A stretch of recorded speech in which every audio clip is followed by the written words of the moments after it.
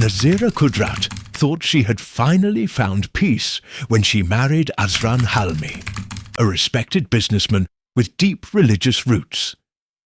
But within 24 hours of their wedding, the secret she had guarded her entire life unravelled, turning love into violence and trust into terror. What began as a dream ceremony in a luxury villa ended in a brutal beating, a courtroom war, and a national scandal that tore open Malaysia's darkest social taboos. In the heart of southern Malaysia, nestled between palm oil plantations and quiet village roads, the town of Kota Selara prepared for what many considered the wedding of the year. Azran Halmi, a wealthy and well-known businessman, was marrying a woman whose beauty and poise had captured the attention of all who met her. Her name was Nazeera Qudrat. She was introduced as a devout Muslim woman, soft-spoken, kind and elegant, with an unblemished past and traditional values. Their engagement had lasted only 4 months, and yet no one questioned the speed of the union. Azran's reputation for decisive action made it seem natural. But what truly convinced the townspeople was Nazeera herself. She carried an air of purity and humility that silenced all doubt. The wedding was held at a grand hall near Johor Bahru, filled with white orchids, golden lanterns, and an air of reverence. More than 500 guests attended. The nikah ceremony was performed by the town's most respected imam, and blessings were offered to both the bride and groom. Many saw Azran as lucky. He had wealth, status, and now what looked like a perfectly religious and graceful wife. His family beamed with pride, although one member watched more closely than the rest. Safila Hakil, Azran's younger sister, was not as easily charmed. A junior doctor in Kuala Lumpur, Safila had grown skeptical over the years and trusted her instincts more than surface appearances. She noticed small details that others overlooked. Nazeera's reluctance to speak about her family beyond vague mentions, the absence of any known relatives attending the wedding, except for 2 elderly individuals introduced as distant cousins. Nazeera had explained that her parents had passed away, and she had grown up in a boarding school abroad. No one questioned this narrative, but to Safila the pieces didn't fit neatly. Still, the wedding proceeded. Photos of the couple circulated online, drawing admiration. Nazeera wore a soft cream-coloured baju kurung with delicate gold embroidery. Her hands, covered in intricate henna designs, trembled slightly as she held Azran's hand for the ceremonial photo. A few noticed the tension, but attributed it to bridal nerves. After all, Nazeera was stepping into a new life, a life that came with scrutiny, wealth, and expectations. Behind her composed appearance, however, Nazeera battled something else entirely: fear. Every second of that ceremony brought her closer to a truth she had buried deeply. For years, she had lived under a carefully constructed identity, one that she protected with relentless precision. She had left her previous life behind, including a name and body that no longer represented who she truly was. Coming to Kota Selara was a calculated decision. She chose a quiet town, a high-profile but emotionally distant groom, and a future that, she hoped, would allow her to live in peace. But as the ceremony concluded and the guests departed, she knew the most dangerous part had only just begun. Azran, unaware of the storm lying dormant beside him, celebrated privately with close friends and family. That night, they retreated to a luxury honeymoon suite in a resort outside the city. While everyone expected a typical wedding night, what unfolded was far from it. Nazeera locked the bathroom door and stayed inside for over an hour. Azran waited, growing increasingly confused. When she emerged, she claimed to be tired, overwhelmed by the day, and suggested they sleep. Azran, respecting her modesty, agreed, but the seed of uncertainty had been planted. The next morning, Azran noticed her clothes were carefully layered, even in the privacy of their room. Her reluctance to remove her headscarf, her avoidance of mirrors, and her discomfort when touched began to stand out. By lunchtime, he had begun watching her closely, unsure of what exactly felt wrong. The woman he married looked perfect, but something beneath the surface was cracking. And although no one could yet see it, that perfect wedding day was already unraveling, thread by thread. The morning after the wedding, the atmosphere between Azran and Nazeera shifted from ceremonial warmth to quiet tension. Azran had always imagined the start of his marriage would be filled with comfort, ease, and shared moments of discovery. Instead, he found himself walking on uncertain ground. Nazeera remained polite, attentive, and respectful, but there was an invisible wall around her, one that she seemed desperate to maintain. Azran had planned a short post-wedding getaway to a private villa on the coast. It was meant to be a surprise, a gesture of affection. When he told Nazeera, she smiled and nodded, but her reaction lacked the enthusiasm he had hoped for. Still, they packed and departed, arriving at the secluded villa just after noon. The huge place was beautiful. White sands, gentle waves, and tropical silence. But something about the silence between them was louder than the sound of the sea. As the day passed, Azran observed details that grew harder to ignore. Nazeera changed clothes only in the bathroom, and never in his presence. She kept her body tightly covered at all times, even in extreme heat. When he placed his hand on hers during dinner, she subtly pulled away. Each of these moments could have been explained by modesty, religious values, or simply nerves.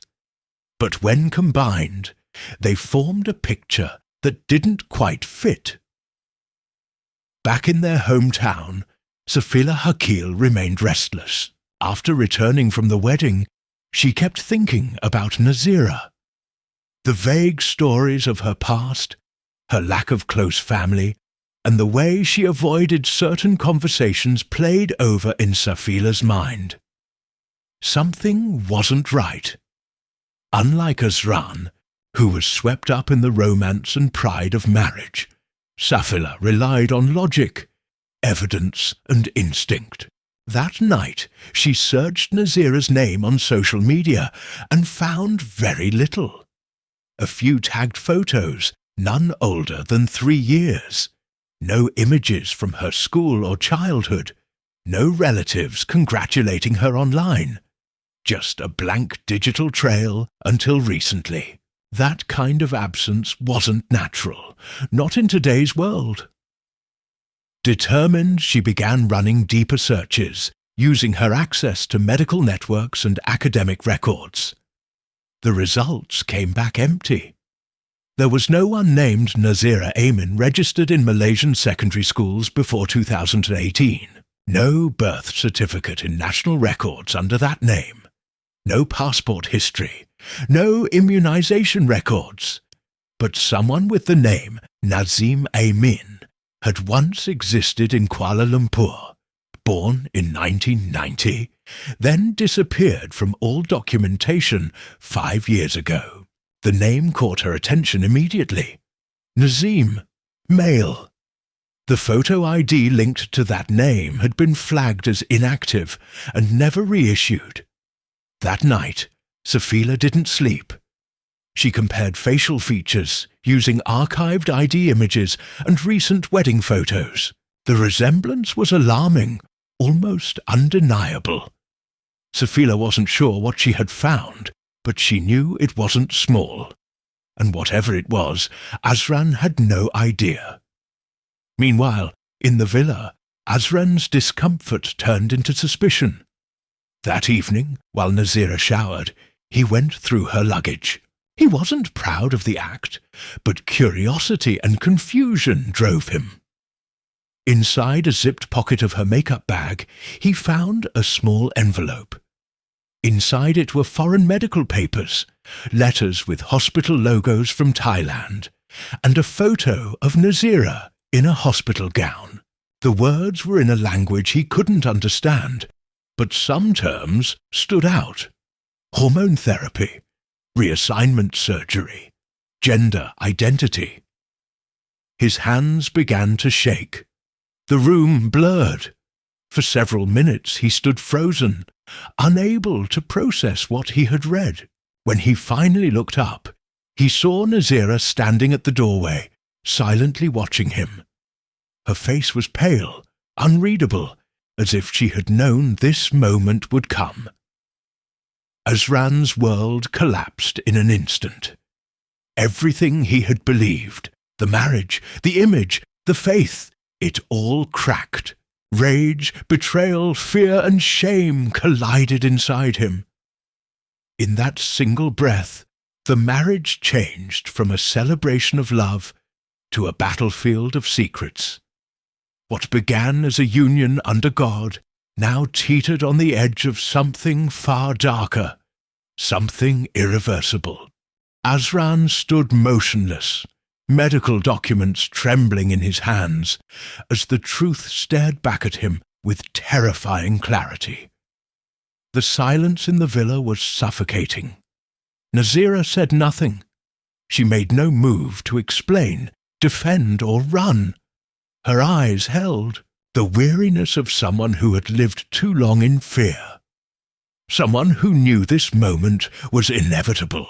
But Azran didn't see any of that. All he saw was betrayal.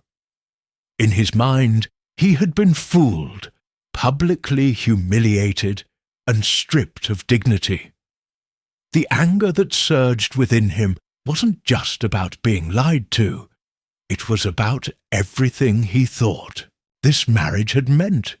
His pride, his religion, his status in the community, all of it now felt like a mockery. He shouted, loud enough that the walls seemed to echo back his rage. The accusations flew in a storm of fury, but Nazeera stayed silent. Her silence only fueled his anger. In a blur of violence, Azran crossed the room and struck her. The first blow came without thought, pure reaction. Then the second, then more. Nazeera didn't scream. She tried to shield herself, but Azran's fury was uncontrollable. A lamp crashed to the floor. A chair overturned. The room, once decorated for love, became a site of brutality. When Azran finally stopped, Nazeera lay crumpled on the floor, blood running from her nose and mouth. Her cheek was swollen. One eye was nearly shut. Still, she didn't cry. Her breathing was shallow, but she was alive. Azran stood over her, panting, fists clenched, his shirt soaked in sweat. He looked down at her, not as the woman he had married, but as something he couldn't understand, something he couldn't forgive. A neighbour, staying in the adjacent villa, had heard the crashing and the shouts. He had already called the resort's emergency line. Within minutes, staff arrived, followed by the local police. When they entered the room, they found Azran pacing like a man possessed, and Nazeera barely conscious on the blood-stained rug. Paramedics arrived quickly and stabilized Nazeera. Her injuries were extensive. broken ribs, a fractured jaw, a concussion. She was rushed to a hospital under police escort. Azran, on the other hand, was calm by then, sitting in a chair as though drained of all emotion. When questioned, he didn't deny anything. Instead, he simply handed the medical documents to the officer and said, "She lied to me." His statement was short, but chilling. News travelled fast. Within hours, local reporters picked up the story. What began as whispers on social media turned into national headlines. Prominent businessman attacks wife after discovering transgender past. The coverage was relentless. Photos of the wedding were placed side by side with photos of Nazeera in the hospital bed, her face bruised beyond recognition. Debates erupted across television panels, religious forums, and public platforms. Some defended Azran's reaction, citing deception and betrayal. Others condemned the violence, insisting that nothing could justify such an assault. Meanwhile, Nazeera remained in the hospital, recovering under tight security. Her face became a symbol of pain, shame, and a reality many refused to acknowledge. She gave no interviews, spoke to no one but the legal aid assigned to her. Her past, once so carefully hidden, was now public property. Everything about her, from her surgeries to her identity journey, became a subject of debate for strangers. Azran was arrested formally the next morning. His lawyers arrived in expensive suits, already shaping the narrative that he had been misled into a false marriage, that he was the real victim. The documents he had found were used as evidence of deceit. His defense was simple. He had reacted in a moment of extreme emotional collapse, triggered by a shocking truth. But there were those who saw through the defense.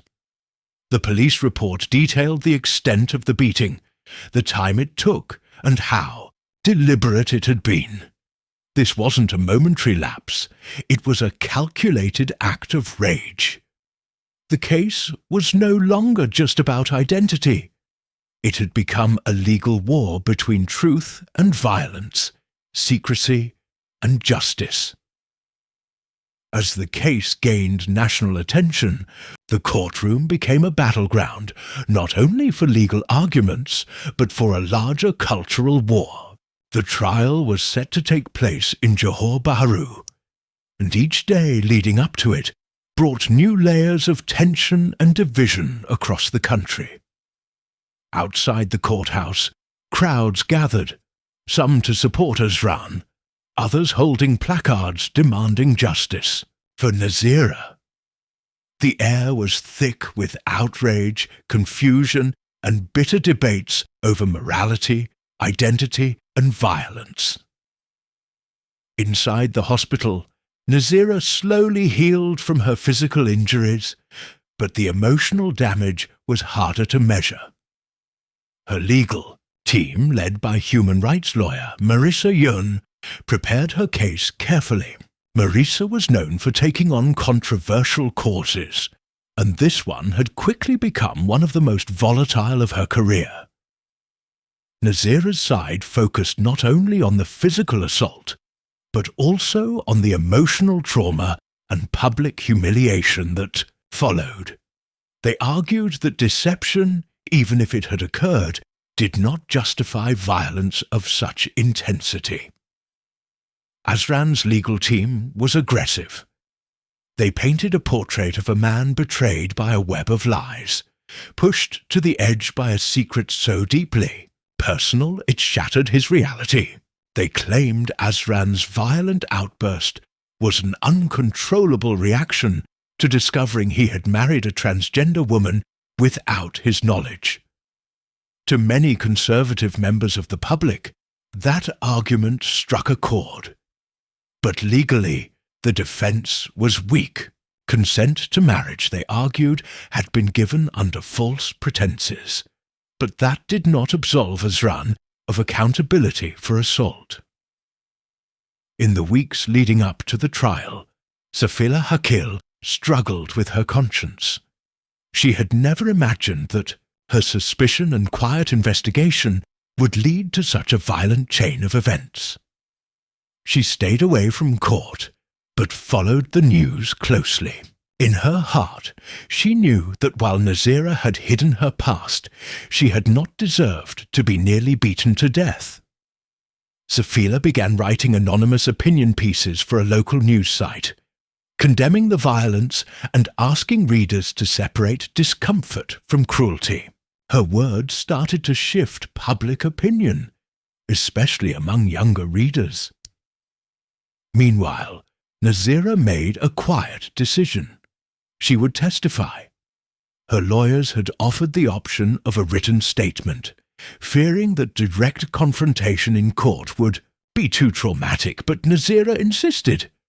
For years she had lived in the shadows, crafting her identity in silence. Now, the entire nation was discussing her existence, her body, and her choices without her voice. She would not remain silent anymore. The courtroom was packed on the day she took the stand.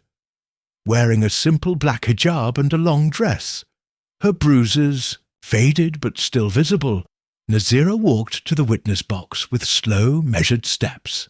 Her voice, though soft, was clear. She told the court her story, not as a victim, but as a survivor. She spoke of growing up with confusion, facing rejection, undergoing years of therapy and surgery, and finally embracing her truth. She explained that her decision not to tell Azran stemmed from fear, not malice. She had never planned to hurt anyone. She just wanted to live as who she truly was. Her testimony was powerful. Even members of the court who had entered with skepticism now looked on with something closer to empathy. For the first time, Nazeera wasn't a headline or a courtroom subject. She was a person, real, human, and brave. Azran avoided eye contact throughout her testimony. Sitting beside his lawyers, his expression remained cold and distant. But when the court replayed hospital footage of Nazeera lying unconscious, her face swollen beyond recognition, even the hardest hearts in the courtroom shifted. The trial was nearing its conclusion. Both legal teams delivered their final arguments, but the nation had already seen enough to form its own opinions. Azran's fate rested in the hands of the judge, but Nazeera's dignity, once ripped away, was beginning to return. The woman, once defined by fear, had now become a symbol of resilience, standing tall amid a storm that could have destroyed her completely. The day of the verdict arrived under a grey sky, the courthouse surrounded by a silent crowd holding their breath. Weeks of testimony, headlines, protests, and heated debates had led to this moment. Inside the courtroom, cameras were banned, but the energy was thick with anticipation. Nazeera sat at the front, her eyes fixed straight ahead. Her bruises had faded, but the weight of what she had endured lingered in every line of her face. Beside her, Marisa Yun remained composed, clutching a thick binder filled with court documents, statements, and photographs. Azran entered flanked by his legal team, dressed sharply in a tailored suit, attempting to maintain the image of a respected man wronged by fate. He no longer looked as sure of himself as he once did. The weeks of scrutiny had left their mark. His business had suffered, his family's reputation dragged through the mud, and the supporters who once stood behind him had grown quiet. The courtroom fell silent as the judge took his seat and opened the written ruling. The verdict was read in a slow, deliberate voice. Azran was found guilty on multiple counts: aggravated assault, intent to cause grievous bodily harm, and unlawful intimidation. The judge noted that deception, even in deeply personal matters, never justified physical violence. The evidence, the medical records, the hospital photos, the timeline of events, proved not a momentary lapse of control, but a brutal, sustained attack. Azran was sentenced to 7 years in prison with no chance of early parole. The courtroom remained hushed until the sentence was finalized. Then came a wave of gasps, some of disbelief, others of quiet relief. Nazeera didn't cry. She closed her eyes for a brief moment, breathed deeply, and opened them again. There was no joy in Azran's punishment, only a sense that justice, in its imperfect way, had been done. She knew the world outside would remain divided. Her story would continue to be dissected, doubted, and debated. But inside that courtroom, for the first time, she had been heard and believed. The weeks that followed were strange. Public reaction was mixed. While many activists praised the ruling as a step forward in protecting marginalized communities, others criticized it harshly. Conservative talk shows labeled the verdict an attack on family values. Some religious figures declared Nazeera's silence about her identity as the true sin. She was called names online. Her face turned into memes and mocked. But others, especially young Malaysians, saw her as courageous. Hashtags supporting her trended. Quiet conversations were sparked in homes where such topics had always been taboo. Nazeera chose not to give interviews. She moved to a small city in the north, far from the noise and attention, where she began working with a non-profit organization that helped people facing similar challenges. Her name had become too well known, so she used a new one that only a few close friends knew. Her body healed over time, but her journey toward peace was slow and complicated. Every scar reminded her of both the price of her truth and the power of surviving it. Azran began serving his sentence in a high-security facility. His appeals were denied. His family, once influential in their community, gradually withdrew from the public eye. Business partners distanced themselves, and the company that bore his name dissolved within a year. In prison, he spent his days isolated, known not for his achievements, but for a crime that became one of the most discussed in Malaysia's recent history. The case left a mark on the nation's legal and social fabric. Debates on gender identity, consent, and violence became more frequent. Schools introduced awareness programs. Legal experts began examining the gaps in marriage laws related to identity disclosure. Slowly, painfully, society was beginning to ask harder questions.